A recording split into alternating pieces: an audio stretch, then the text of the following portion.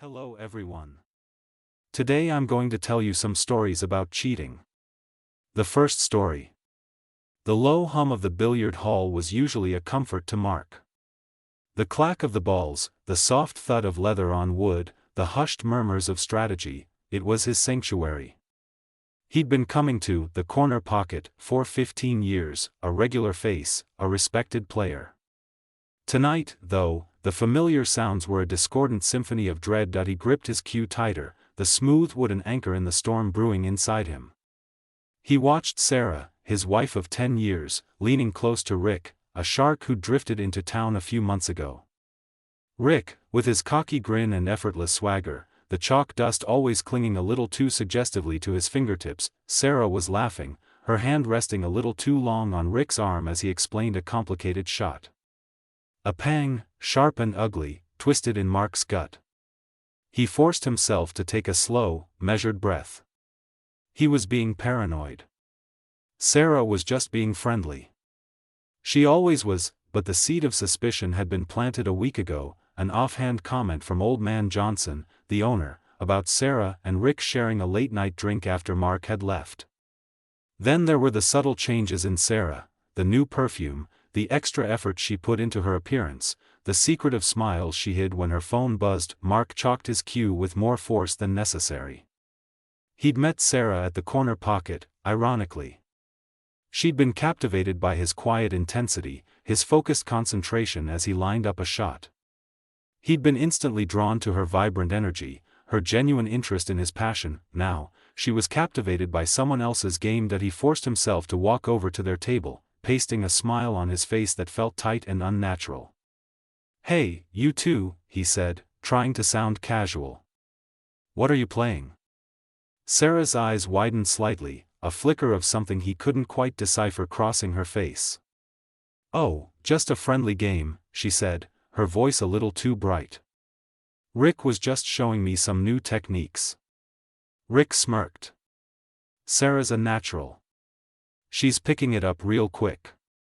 He winked at her, and Mark felt a cold rage begin to simmer. He forced himself to play it cool. "That's great, honey. I'll be over at table 5 if you need me." He pointedly avoided looking at Sarah as he walked away. The next few hours were a blur of missed shots and sloppy play. Mark's mind was a maelstrom of doubt and anger. He watched Sarah and Rick out of the corner of his eye, their laughter echoing like taunts in his ears. He saw Sarah playfully shove Rick, her fingers lingering on his shoulder. He saw Rick whisper something in her ear, making her blush. Finally, around midnight, Sarah walked over to him. "I'm going home, Mark," she said, her voice low. "I told Rick I was tired." He looked at her, really looked at her, and saw something in her eyes, a guilt, a shame, a flicker of fear. It was all the confirmation he needed. "Go ahead," he said, his voice flat. He waited until she was gone, her taillights disappearing into the night. Then, he walked over to Rick. The pool hall was almost empty now, only a few diehards still nursing their drinks. "Want to play a game, Rick?" Mark asked, his voice dangerously quiet. Rick grinned.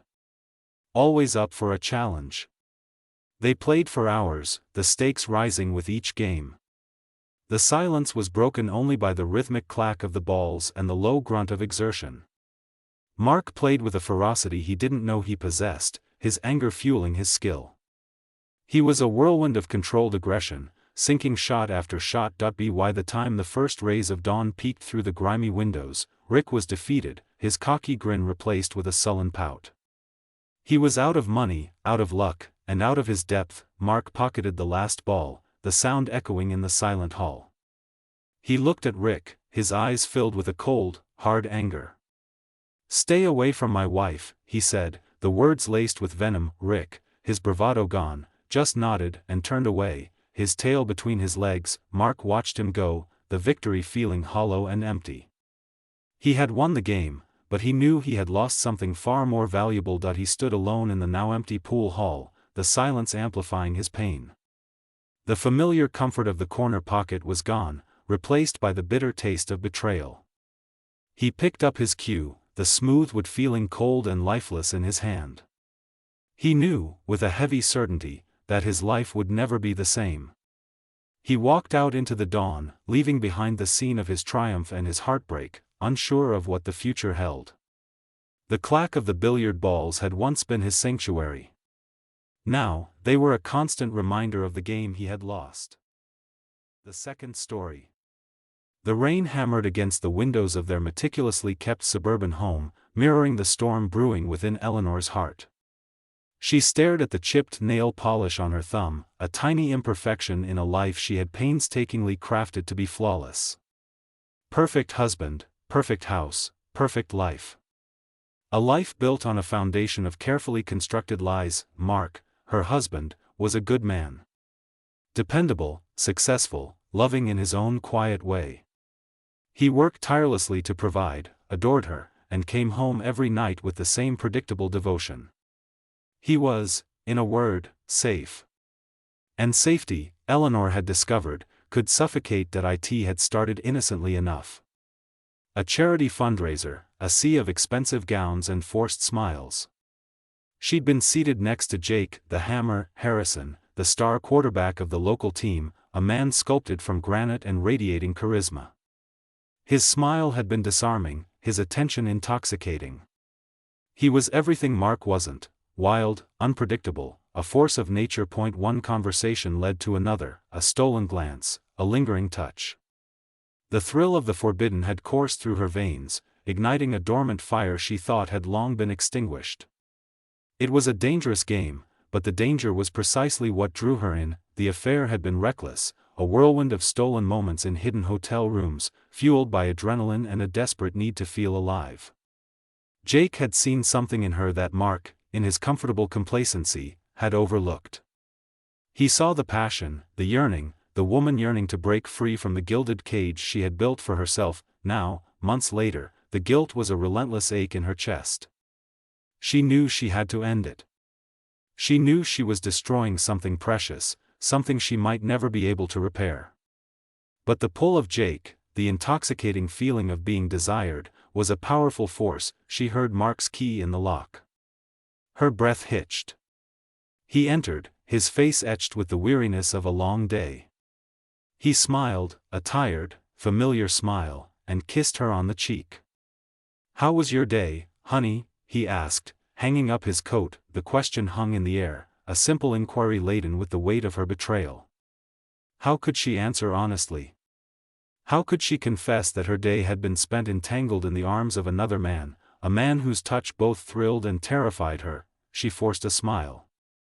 "Fine," she said, the lie tasting like ash in her mouth. "Just fine." Dinner was a strained affair.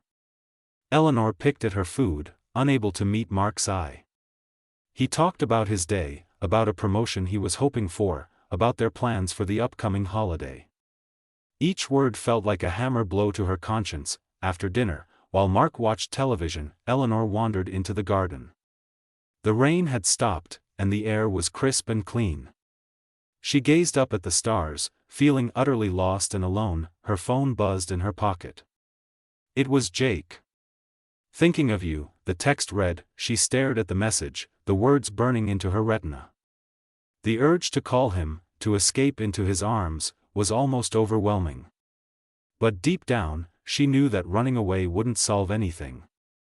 It would only prolong the pain, the lies, the inevitable destruction. With trembling fingers, she typed a reply. "We need to talk." She knew what she had to do. It wouldn't be easy. It would be painful. But it was the only way to salvage what was left of her marriage, to find a path back to honesty, to rebuild the life she had so carelessly jeopardized. As she walked back into the house, she saw Mark asleep on the couch, the television flickering with the muted glow of the evening news.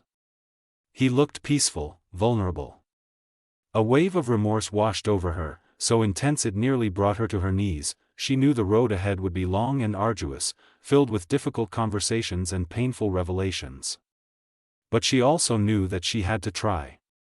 She had to try to repair the damage she had caused, to earn back Mark's trust, to find her way back to the woman she once was. Before the storm of desire had swept her away, she knelt beside him, gently brushed a stray hair from his forehead, and whispered, I'm so sorry. Whether he hurt her or not, she didn't know. But in that moment, she made a promise to herself, a promise to fight for their marriage, to fight for forgiveness, and to finally, truly, choose the safe, predictable love that had been there all along. The rain had stopped, and a sliver of moon peeked through the clouds, offering a small glimmer of hope in the darkness. The third story. The humid Miami air hung heavy as Maya stared out the window of their luxury condo. The turquoise waters usually soothed her, but today, they felt mocking. Below, on the pristine beach, she could see happy couples strolling hand in hand, oblivious to the tempest brewing inside her. She was supposed to be one of those happy couples. Married to David, a successful lawyer, living a picture-perfect life. Except, the picture had shattered, leaving her amidst a debris field of guilt and shame. It had started innocently enough. David was obsessed with his career, working late nights and weekends to make partner. Maya, a former event planner, found herself increasingly lonely, the sparkle in their marriage dimming with each passing month. Then came Kai Tremaine. Star point guard for the Miami Heat. Tall, charismatic, and undeniably magnetic. She met him at a charity gala she'd reluctantly agreed to attend. He'd singled her out from the crowd, his charm a potent cocktail that swept through her, leaving her breathless. He made her feel seen, desired, alive. Something David, caught in the relentless grind of his ambition, hadn't done in a long time. One conversation led to another. A casual lunch turned into a stolen dinner. The lines blurred, and she, craving connection, crossed them.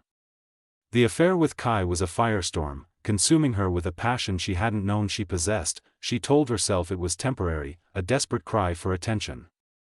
But the lies twisted around her like vines, suffocating the truth. The truth was, she was addicted to the thrill, the excitement, the feeling of being wanted. Now, standing at the window, the reality crashed down upon her. The guilt was a physical weight, pressing down on her chest, making it hard to breathe. She imagined David, his honest, hard-working face, and a wave of nausea washed over her. She had to tell him. That night, David arrived home late, his tie loosened, his face etched with fatigue. He kissed her on the cheek, the contact feeling like a brand. Long day, he sighed, sinking into the plush sofa. Maya sat beside him, her heart pounding against her ribs. David, we need to talk. He looked up, concerned. What's wrong? There was no elegant way to do this. She took a deep breath and plunged in. I've been having an affair. The words hung in the air like a poisonous cloud. David's face drained of color. He stared at her, unblinking, as if trying to process what he'd heard. An affair, he finally whispered, his voice barely audible. With who? The name felt like acid on her tongue. Kai Tremaine. The silence that followed was deafening. Then, a low, guttural sound escaped David's throat. He rose from the sofa, his eyes blazing with fury. Kai Tremaine? The basketball player? He ran a hand through his hair, his movements frantic. Are you serious? You cheated on me with him? Maya nodded, tears streaming down her face. I'm so sorry, David. I never meant for it to happen. Never meant for it to happen, he echoed, his voice rising. How could you do this to us, Maya? To me? He paced the room, his anger palpable. He hurled accusations, dredged up old hurts, and laid bare the vulnerabilities she thought they had safely buried. Finally, when the storm had subsided, a chilling calm settled over him. He looked at her, his eyes filled with a profound sadness. I don't even recognize you anymore, he said, his voice soft but laced with steel. This isn't the woman I married. The words were a dagger to her heart. She had broken him, shattered their life together. What are you going to do? She asked, her voice trembling. He turned away, looking out at the twinkling lights of the city. I don't know, he said, his voice barely a whisper. But I know I can't stay here. Not with you. Not after this. He left that night, taking with him everything they had built together. Maya was left alone in the opulent condo, surrounded by the gilded cage she had helped create. The turquoise waters no longer offered solace. They were a constant reminder of her betrayal, her lies, and the wreckage she had made of her life. She had chased the fleeting thrill of passion and in doing so, lost the enduring love that had been right in front of her all along. The affair with Kai Tremaine had been a grand spectacle, a dazzling flame that burned bright and then extinguished, leaving behind only ashes and the bitter taste of regret. The game was over, and Maya had lost. The fourth story. The scent of honeysuckle and freshly cut grass, normally a balm to Clara, felt like a suffocating shroud. She stood on the porch, watching her husband, David, meticulously water the rose bushes. Every gentle spray, every whispered encouragement to the blooms, felt like a sharpened shard twisting in her gut. David, her David, with his kind eyes and quiet dedication, deserved better than the secret she was carrying. The secret, of course, was Marco. Marco, the meteor Rodriguez, the star shortstop for the local team, the Titans. A whirlwind of charisma and raw talent, he was everything David wasn't. Brash, impulsive, and dangerous. And she, Clara, had let herself be swept away by the storm. It had started subtly. Clara, a freelance photographer, had been assigned to cover the Titans for a small sports magazine. She'd found herself drawn to Marco's fierce energy, the way he moved with such confidence and grace. He'd noticed her too, singled her out from the throng of reporters and fans. A casual conversation about lighting angles turned into whispered dinners after practice, fueled by adrenaline and the intoxicating thrill of the forbidden. David, oblivious, had been supportive of her budding career. He'd even teased her about her sudden fascination with baseball, buying her a Titans jersey with her name on the back. Each loving gesture was a hammer blow to Clara's conscience. The affair itself had been a blur of stolen moments, heated kisses, and a reckless disregard for consequences. It was exhilarating, terrifying, and ultimately, deeply wrong. Now, weeks after it had ended, the exhilaration was gone, replaced by a gnawing guilt that threatened to consume her. Marco, predictably, had moved on. Another photographer, younger, with brighter eyes, had caught his attention. Clara had seen them walking hand in hand after a game, a perfect echo of her own stolen moments.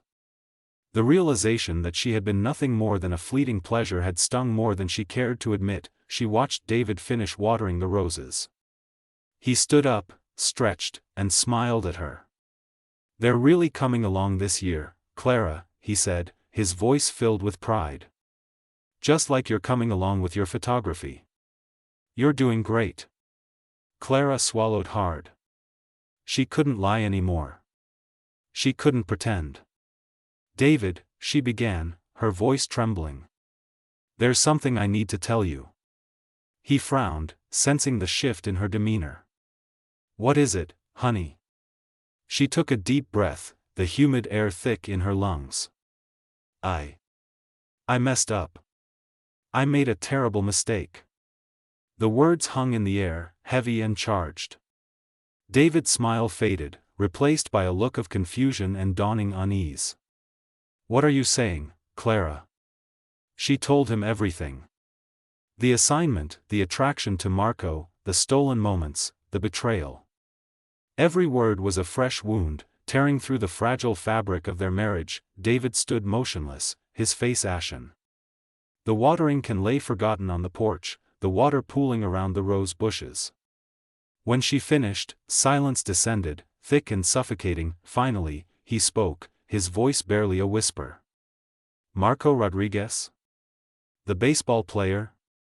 Clara nodded, tears streaming down her face. "I'm so sorry, David. I know this is unforgivable. I don't expect you to understand." He turned away, running a hand through his hair. "I don't understand," he said, his voice cracking. "I don't understand how you could do this to us." The next few days were a blur of recriminations, tears, and shattered trust. David moved into the spare room, the silence between them punctuated by the slam of doors and the muffled sound of his sobs. Clara wandered the house, a ghost in her own life, haunted by the memory of her betrayal. She knew she had broken something fundamental, something precious. Whether it could be repaired, she didn't know. One evening, she found David sitting on the porch, staring out at the rose bushes. The sun was setting, painting the sky in hues of orange and purple. "They're still blooming," he said, his voice flat.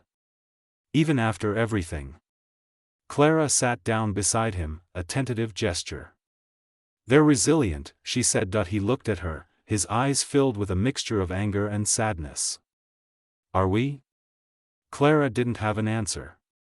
She could only hope that somewhere, buried beneath the wreckage of her mistake, there was enough love and enough resilience for them to rebuild.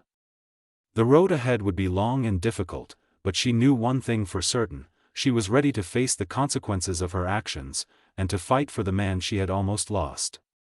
The scent of honeysuckle still hung in the air, but this time, it felt like a reminder of the sweetness that had been tainted, and the difficult climb back to redemption. The game, she knew, was far from over.